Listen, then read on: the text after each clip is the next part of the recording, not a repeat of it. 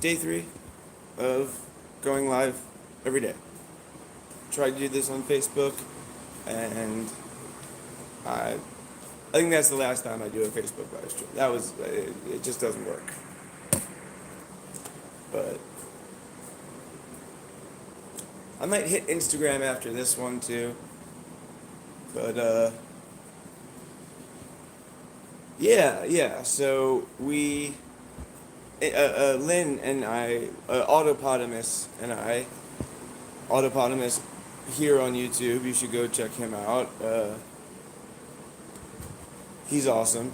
I'm trying to.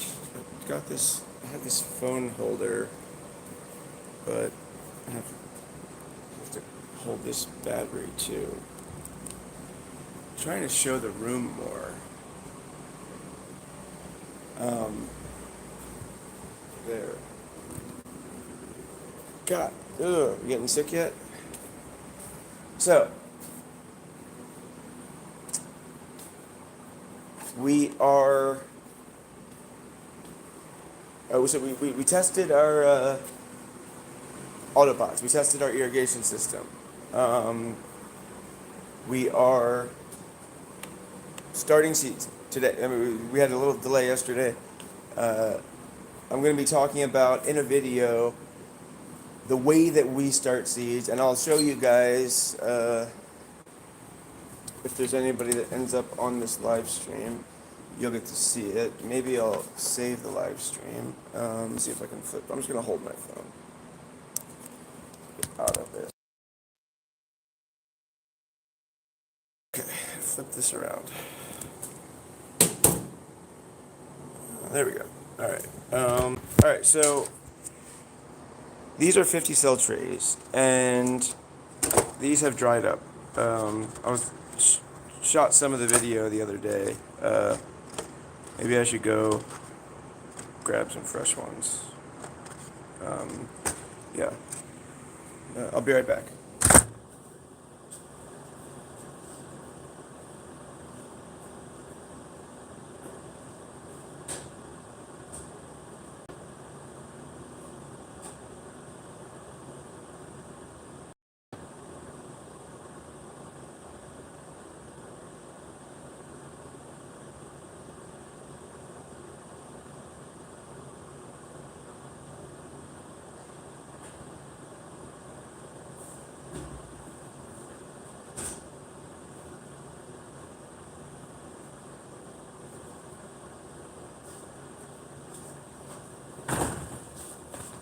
Okay, sorry. Both hands for that. So these are Q plugs. They are made of cocoa and cocoa biochar. These are the best way to start autoflower seeds, and I'll show you why. We've used every kind of seed starting plug that you can probably imagine, and iHort definitely kind of came out on top as far as the one that we stuck with. What was I gonna grab from over here? Oh right, yeah. So the way that we start our seeds is a little bit different from what a lot of people do, and it requires a little bit of modification on these plugs, but fortunately, actually, I can show you the difference. We have an old case of them out back here. I can show you the difference between the plugs that we're going to be shipping out with our seed starting trays. We're going to be shipping 6 cell seed starting trays, and we had them custom designed to fit the exact shape and size of these particular plugs. So I'll show you the difference here in just a second.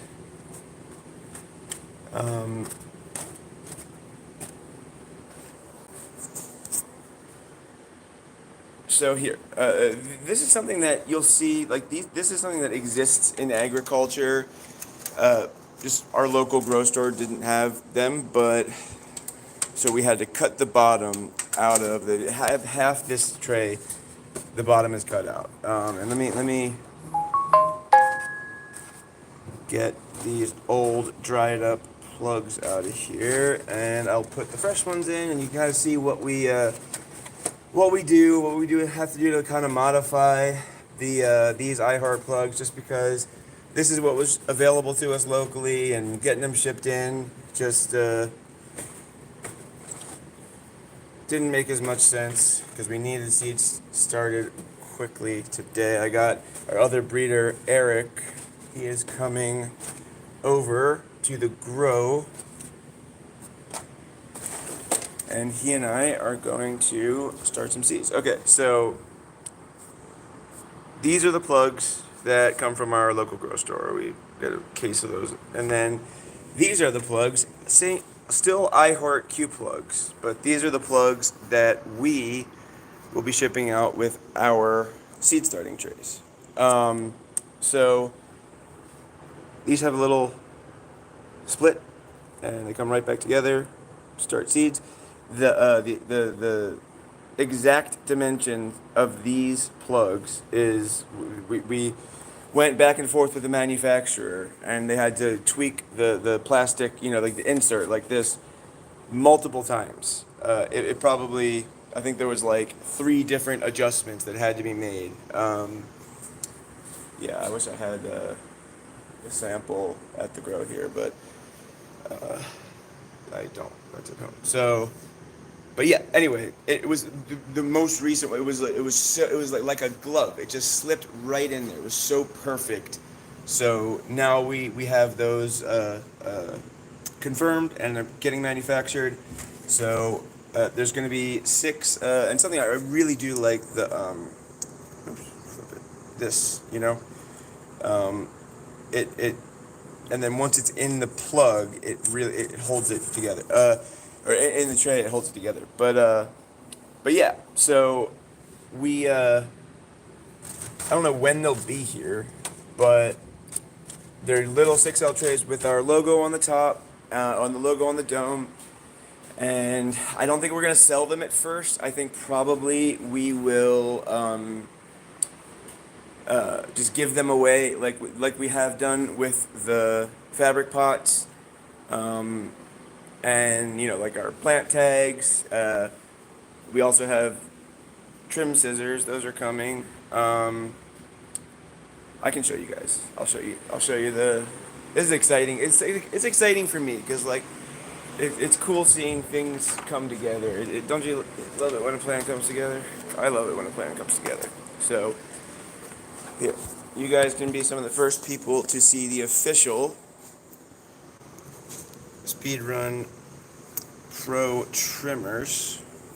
Bam! Look at that. So, I personally designed this packaging. This was all me.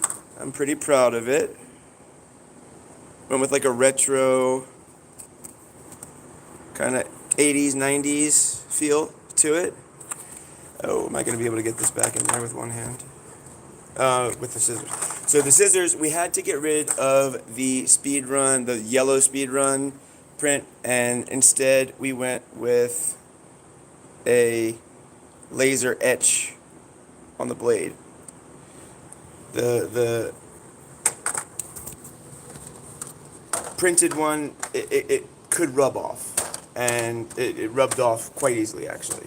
So we had to make an adjustment, but hey, these are still awesome. The logo, I think it's a little bit harder to see, but still awesome.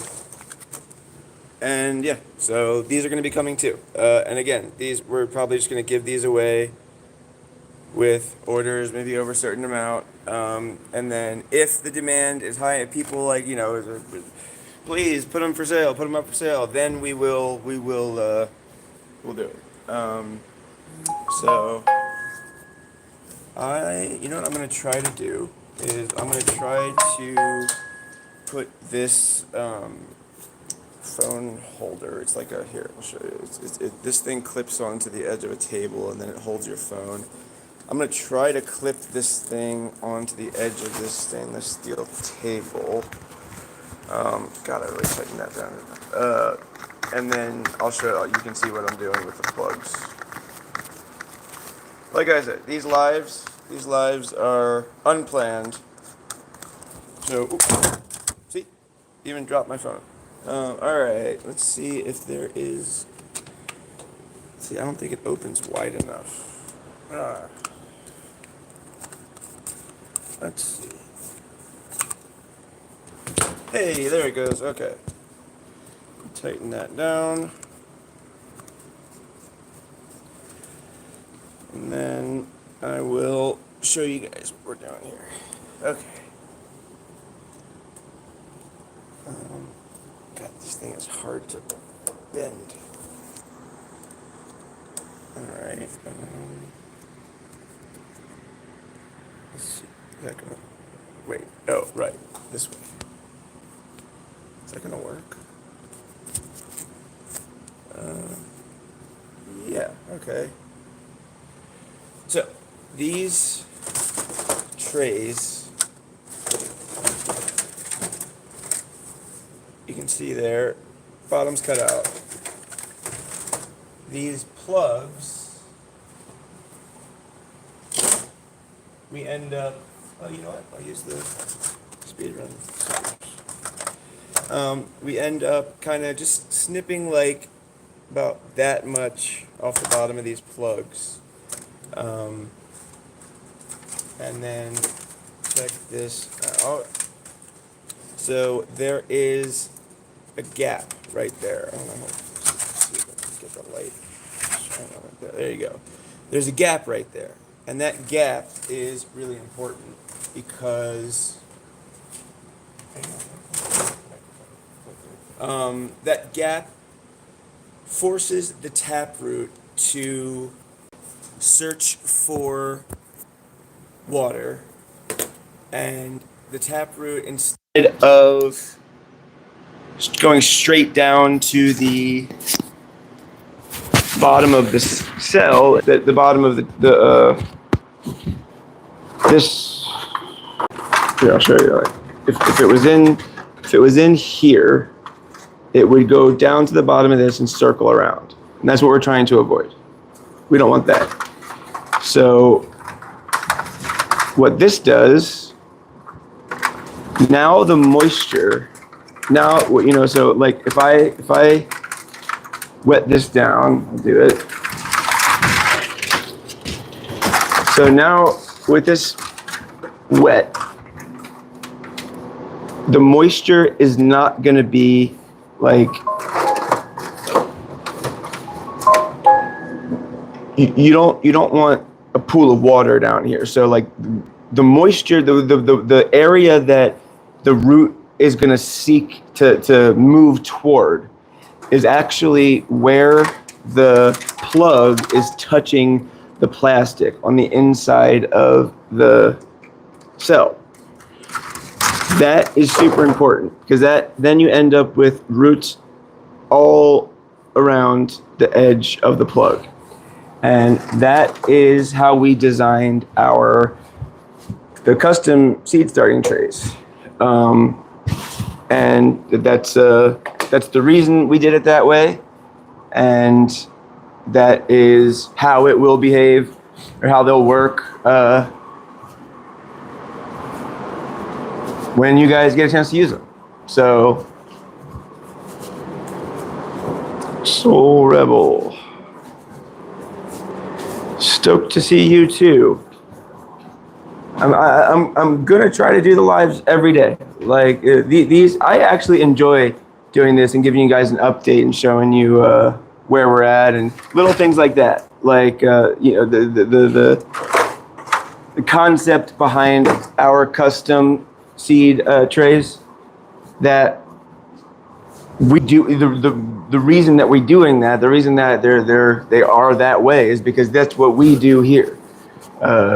We want the best lateral root development, and the best way to get lateral root development early on is to encourage the roots to move sideways instead of down. The taproot always kind of moves down, but like the lateral roots kind of take over in that circumstance. So yeah, I think it's kind of cool. And then I'll give you a little sneak peek of a video that we have coming up. All right, so I always tell people to, oh man, there's unplug the plug my phone in. I always tell people, don't spend a ton of money on a light. Like, these lights are fantastic, and they're $300 each. And I've seen people spend $800 on a light that is not, $500 better. So these two par meters kind of represent, so this PhotoBio par meter I've had for a long time. And it has been, it's got this little travel case. This thing's come around with me a lot of places. It works. Now, hey, somebody like Dr. Bruce Bugby, I guess, who works for or with Apogee Instruments, and they make like super expensive par meters, he might tell me these are not good. So I would be interested to know why. Like that for what we're trying to do, which is just to dial in the light, I don't, to me, it does, I don't need like the super precise down to like the, if it's 792 or if it's 798 or if, even if it's 650, it's consistent. I'm able to use this as a tool to tell where my intensity is at. So, oops, shit. Well, maybe that thing worked. Ugh. Okay, it's so good. All good, no worries. Okay, so I'm gonna flip you around. Stop going sideways. Come on. There we go. Okay. So, one at a time. This is an $80 par meter.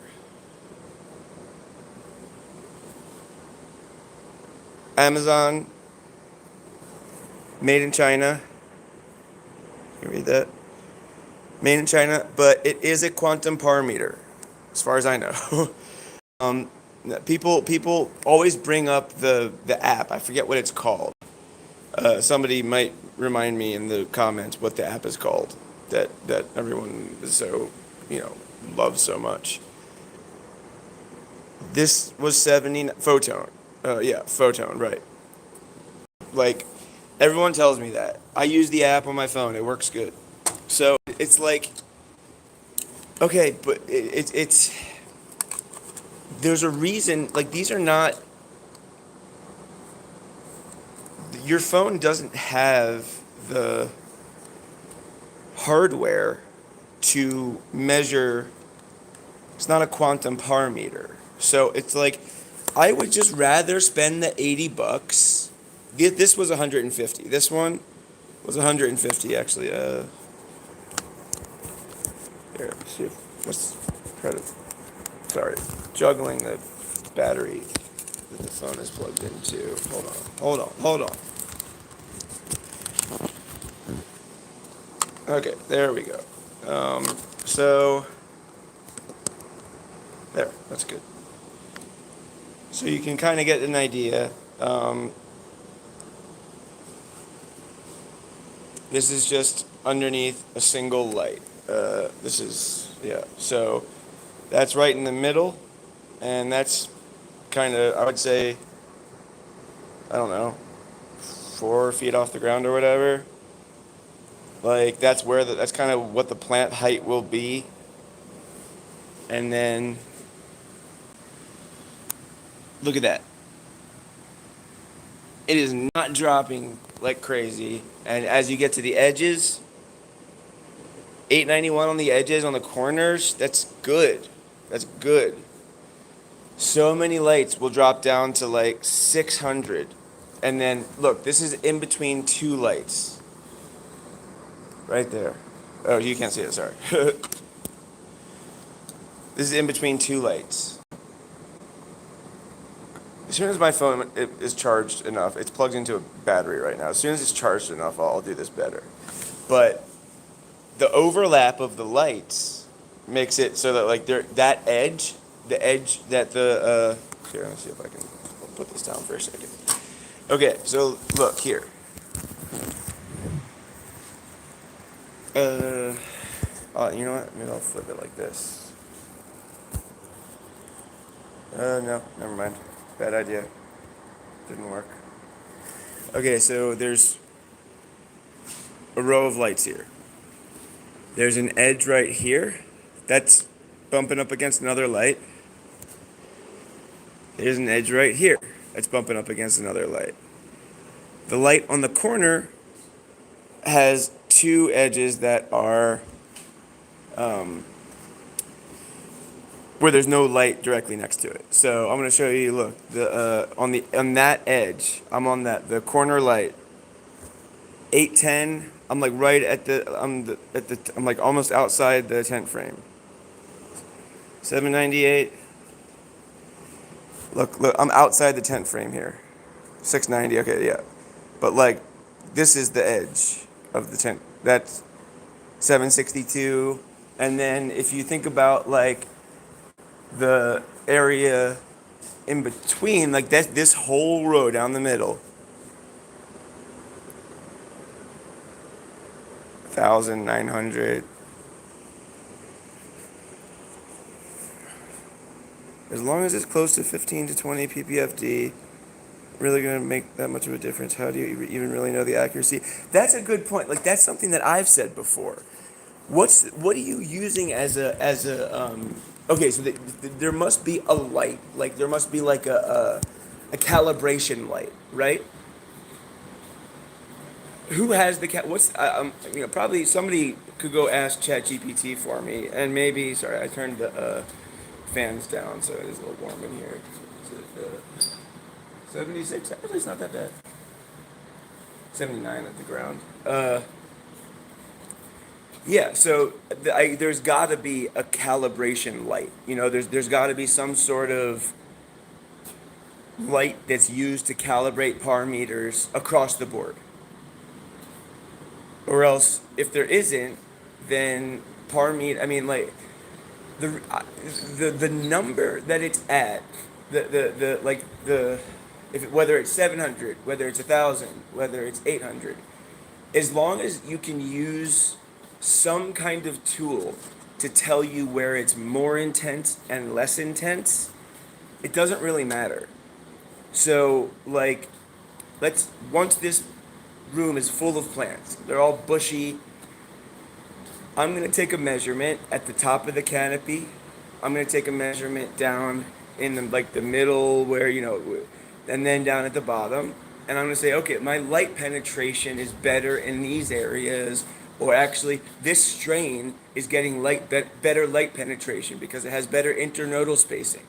Like, these are the things that that are important, is being able to compare two different areas or two different plants. The number that you get is not important. Bootleg Bud said exactly. Even light distribution is what you're really after. Even light distribution and penetration. It's so important. So important. Light penetration. There's the quality and yield that you get is not just a function of the top of the plant. You have buds, unless you're lollipopping it like crazy. It's not just about the top of the plant. So why would you only measure the top of the plant? Why would you only care about the par at plant canopy height? I use the par meter as a tool to see how well I'm doing on leaf tucking or pruning. That's what's important, and that's why in the video that we do, we're gonna hold both par meters at exactly the same spot. I can't do that with one hand, but they are close. They are very close. Like they're within like 20 to 30 or whatever of each other. It's not important at that point. So I would say if you're gonna go buy a par meter, spend $80 on Amazon. Definitely. Definitely. If you're gonna go buy a light, I would say spend $300 from Floraflex. Like, not every $300 light is the same. Now, listen, there are a ton of lights on Amazon. There are a million lights on Amazon. And not a single one of those Chinese Amazon lights where there's a lot of products. There's a ton of products where there is a middleman company. So there will be a guy who you can get in touch with and buy par meters and with your logo on it. So this one has no logo. This is just like, there's a guy in the US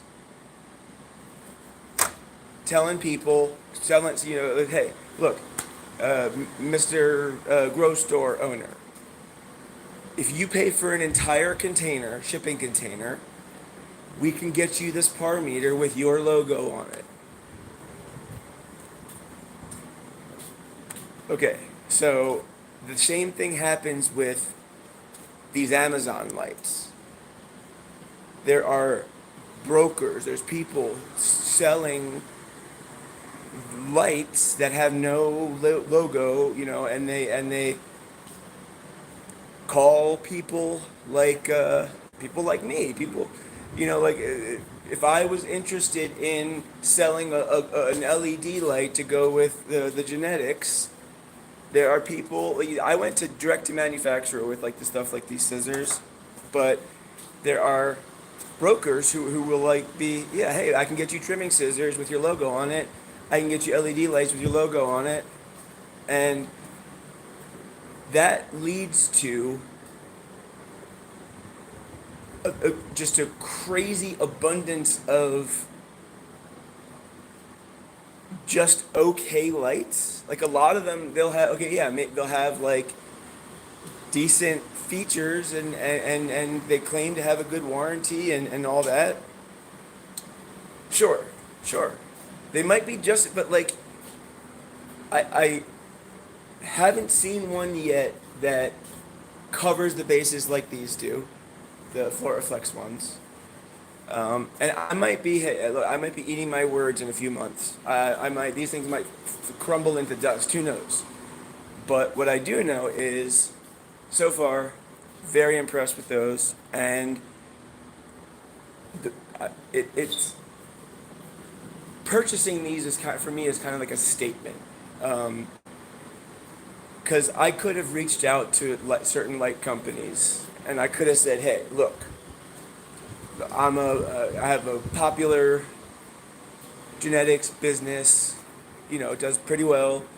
I'm putting together a grow room, and I am happy to fill it with your lights, and talk about your lights and how great they are. That would get you a lot of visibility, and you would sell more lights, and Mr. LED Grow Light Company could be like, yeah, I like that deal. I'll give you 20 fucking free lights, I'm probably not big enough to get 20 free lights, but But like that's what happens, and then that's how you get like a YouTuber that you trust, that you like, that you enjoy their content. They tell, you know, it's they're not telling you about this great light because it's a great light. They're telling you about it because they got it for free. And it's there's so much unscientific crap out there when it comes to this to grow lights. It can get so ridiculous. It can get so ridiculous, and the conversation becomes so convoluted, like far read. Okay, there may be a couple research studies. Maybe there's a few or a handful or a bunch research studies that show, you know, okay, far red has these benefits, um, and I'm 100% willing to look at that research, and if that is something that legitimately will improve the outcome of a grow, then every single light company is going to add it immediately. Look, and then if there's no silver bullet like um, under canopy lighting. This is the new thing that a lot of people are talking about. Okay, under canopy lighting could could be amazing. It could be great. It could be something that we just now figured out. Very possible. I'm willing to accept that that's a potential truth. But I'm not gonna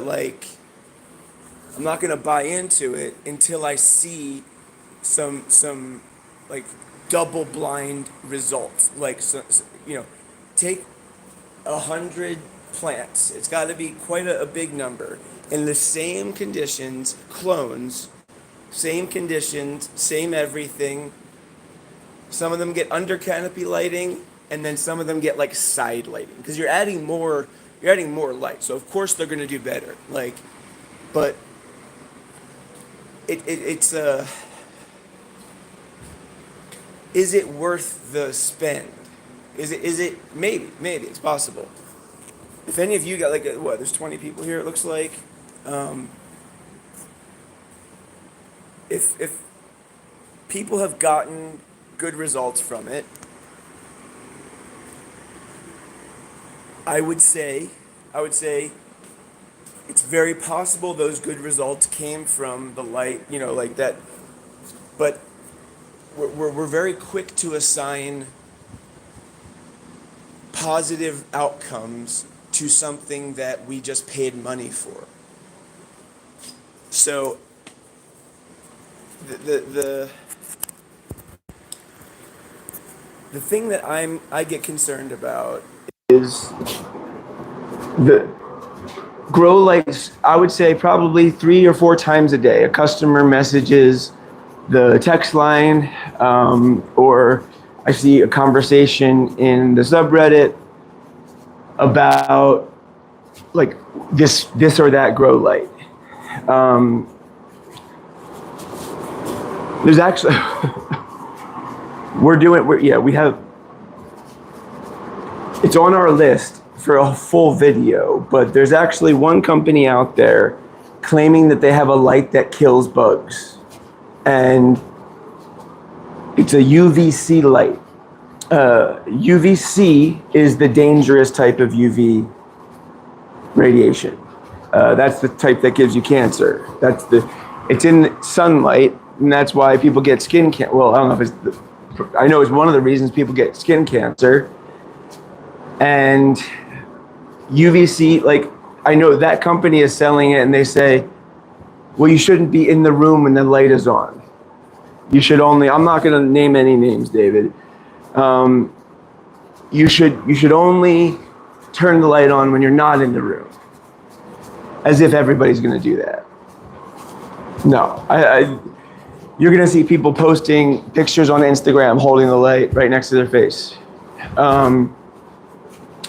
Oh, David, you can name names. I'm not. I didn't mean for you. You didn't have to delete your comment. I'm just saying. I'm not gonna.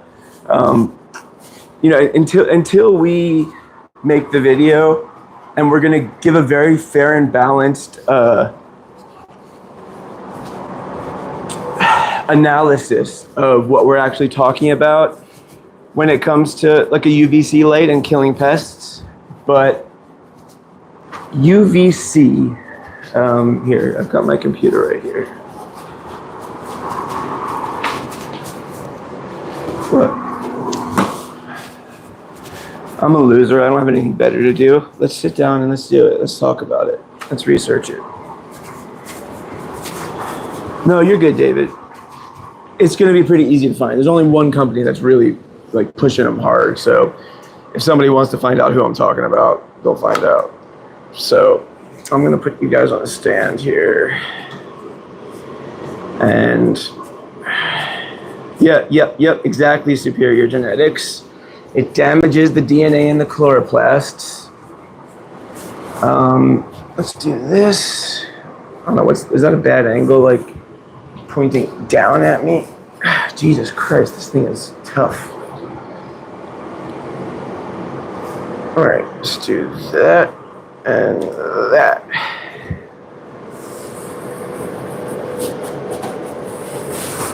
Okay. Move it over here a little bit. It's a little too close to my face.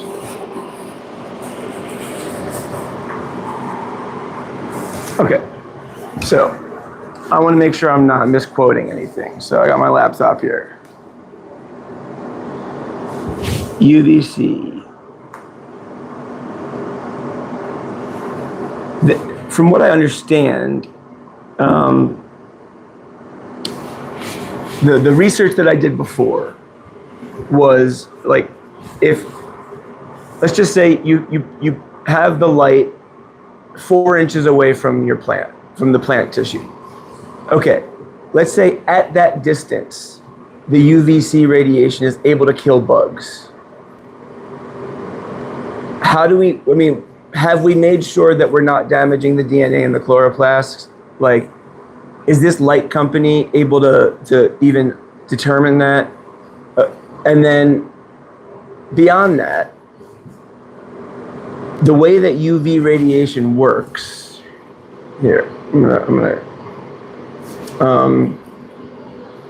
way that UV radiation works, UVC,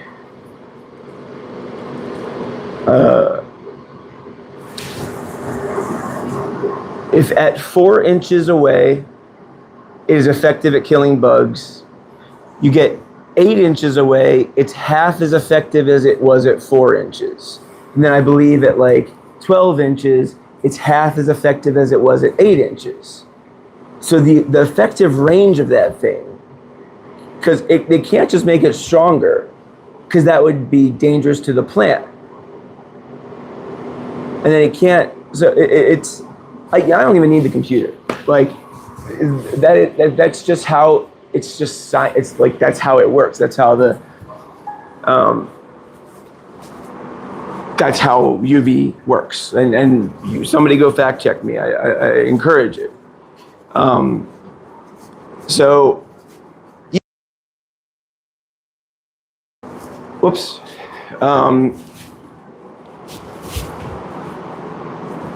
There's just no, like, and some of the claims that have been made, let's talk about those real quick, and then I'm going to go, because this is running really long. I'm not going to talk about anybody specific, but like, okay, let's say that this light company sends these lights out to 100 people, and those 100 people say, it worked great, I didn't have bugs. Well, were you going to have bugs without the light? Like, how do you know the light is the reason you didn't have bugs? And then there was like a thing on Instagram where I was so sure, I think maybe I screenshotted it. I was so sure I couldn't be actually, like I was misunderstanding what I was reading, but it was real. This light company like said they claim to have bought thrips. I don't know who's breeding thrips for purchase, but thrips, like, okay, if you bought thrips, what species of thrips? And then beyond that, thrips, their life cycle is like 14 to 20 days, I think. So when you bought the thrips, how old were they? So you say your light killed the thrips, like, were they about to die anyway? Like, none of that is addressed. None of that information is given. Because nobody thinks, I mean, I have not seen people asking these questions. These lights are selling very well, by the way. So, like, I'm just asking questions. I'm just saying, okay, the UVC does not get through air particles very well. So it diminishes very quickly. It's a reverse, I think the reverse square law of, you know, is what it's following there, where it says, and they migrate to the soil for the pupal stage. Right, thrips breed in soil. And that's something, you know, like if you have fungus gnats and you pointed a UV light at the soil, maybe you could kill those. Like, that sounds maybe plausible, but trying to point a light at your plant to kill bugs, it's like, from what I saw, the light was pointed upward from the bottom. So there's no effectiveness at the top, absolutely not. And then it might only be effective for that layer of leaf tissue that it's touching on the bottom. So then maybe the plan would be to move it every day to a different spot, like sideways, top, bottom. At what point do you just like say this is more work than spraying once a week with a safe insecticide? I don't know. But again, like, so the claim was that they released thrips, and what made me laugh, they said they released 4 thrips. Count them, 4. Do you know what thrips, how small they are? How do you know how do you, okay, fine, you had 4 thrips in a jar and you released them. How do you know they died? Where did they go? What did you do? Put a fucking tracker on them? Like, I couldn't believe what I was seeing. I could not believe what I was seeing, that he said he released 4 thrips onto the plant. I need to pace in order to talk. I can go sit down. My brain doesn't work unless I'm pacing. I'm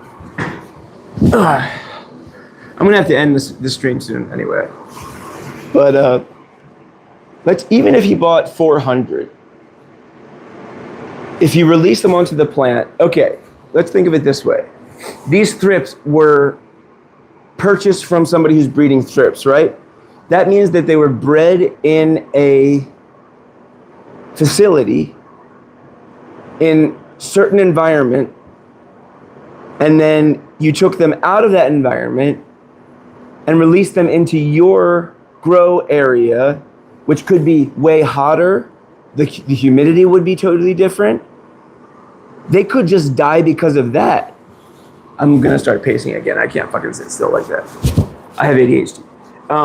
So it's like, that is a completely bogus claim to say you purchased bugs and released them and your light killed them. It is not possible to make that claim. There are predator insects. You can buy insects that are, we will be doing that here, by the way. Like, we will be releasing Amblicius andersoni, like we have green lacewings. We're gonna be releasing, we're gonna do scheduled releases of insects, and then right before each release, we're gonna spray with an insecticide to ensure that, you know, like, we're killing whatever we can, and then because we're doing preventative maintenance, IPM, integrated pest management. You integrate it into your grow, routine. You don't wait till you get bugs and then try to fix the problem. So how would you do integrated pest management with that light? Like, you leave it on anyway, so you can buy insects. The company, it's Arbico Organics. They're excellent. If you ever want a good predator insects, Arbico Organics is the way to go. So I once, probably a couple years ago, I wanted to purchase a bunch of predator mites to go after russet mites. So the predator mites that I was going to buy, I called the Arbico Organics, and they told me, no, don't get those. If you get those, they will all die because that species of insect really requires humidities above like 40 or something. I think the number was 40. So and we get very dry summers here, and she was like, no, get the I think it was the cucumeris variety or species that I ended up getting, or the Californicus. But regardless, bugs are like they're animals. Like they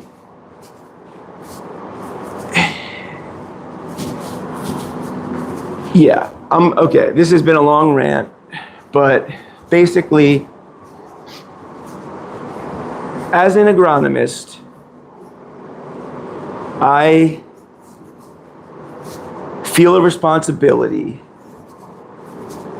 when my customers are purchasing. I don't deal with these strings. When my customers are purchasing products that A, are dangerous with the UVC, B, the company selling them is making claims that are blatantly unscientific. Purchasing and releasing thrips, unless those questions are answered, how old were the thrips? What species of thrips? What conditions were they raised in? Is there some sort of shock that they would experience if you take them out of the environment that they were bred in and spread them all around your plants? I would say that's highly likely. I would have to have an entomologist. Entomologist. I would have to have a bug. So I would have to have a bug person verify what I'm saying. So I might actually reach out to one, because this particular claim and product, I have so many questions about. I'm not going to say I have so many problems with it, but I have so many questions about. So, yeah, that's it's not just that product, but that whole industry. It is chock crammed full of people. You go to all these conventions, and there's always a light company. They buy the biggest, most expensive, areas at the conventions, and they're so loud, and they all not like audibly loud, but like they're just so in the home grower space. They just I don't know. It's like an infection. You try to Google any kind of thing to learn about the science of whatever kind of new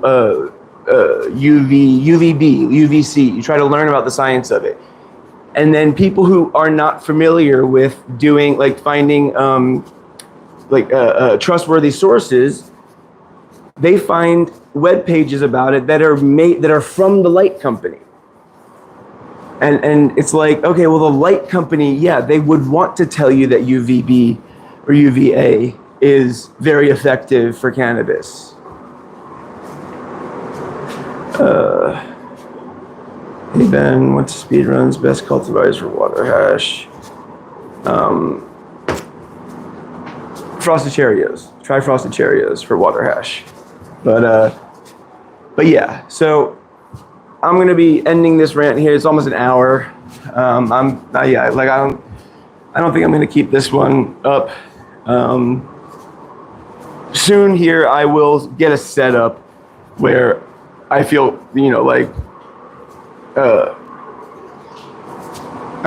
they're professional enough to leave them up, the YouTube videos up. I'm gonna actually be like deleting all of our old YouTube videos because we're redoing all the stuff that I talked about in those. I'm gonna download. They're not I'm downloading them so they will still exist.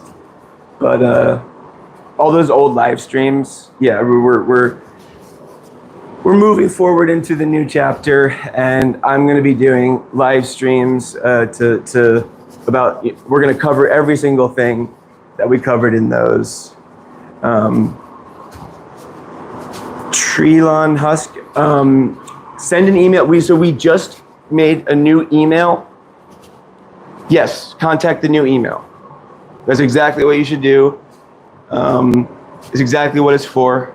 The old email was just complete. Yeah.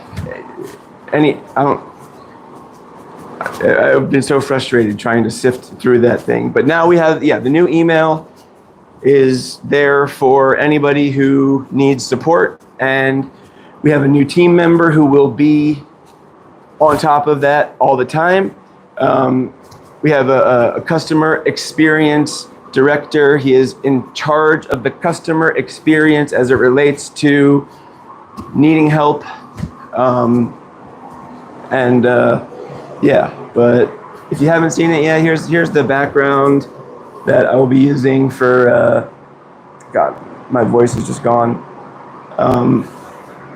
The background I'll be using for the lives coming up. I'm pretty proud of it. I like it. And then I'm setting up some other sound dampening stuff here. So we're setting up so that I will be able to save the live streams. But this one, like stuff like this, this is too casual, and I'm really just talking to you guys who are here. There's like 20 people here, and those are the people that get to hear what I had to say. And after that, I'm gonna delete. So if any of you have any questions for me, I'm always happy to answer them. But other than that, probably gonna call it a night. Eric's gonna be here. We're gonna be starting Seeds, and probably gonna shoot a couple videos. So I think that's about it. If I left this one up, it would get me in that particular light company that I'm talking about with the bug light. They're very involved in the online, I would say, drama. That sounds like I'm like talking down about them, but they have a very their following would definitely come and tell, but we would have, I would end up, having to deal with I would love to talk to the actual light company on like a stream. I would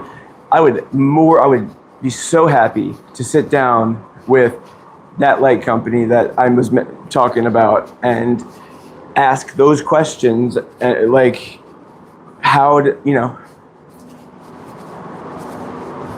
what's the answer to these completely illogical and not like, I'm not biased, I'm not angry, I'm just talking about the science of it. So yeah, that's all I really care about at the end of the day. Truth. So Okay, guys. I'm gonna get out of here. I can't even talk. My voice is dead. Bye.